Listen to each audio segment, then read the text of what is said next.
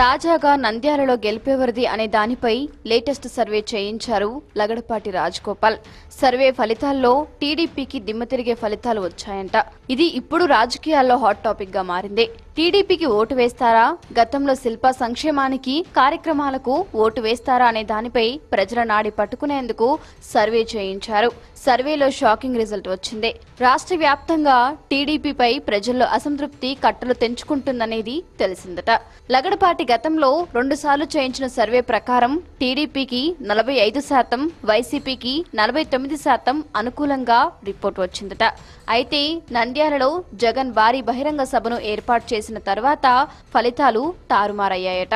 Latest గా 3వ సర్వేలో వైసీపీకి 61%, టీడీపీకి 32%తో సరిపెట్టుకుందట.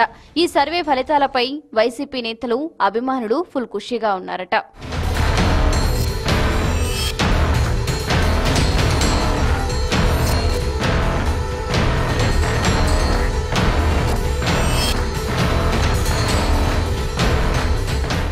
ఈ వీడియో కానీ మీకు నచ్చినట్లయితే లైక్, కామెంట్, షేర్ చేయండి. మరిన్ని అప్డేట్స్ కోసం సబ్స్క్రైబ్ చేయండి.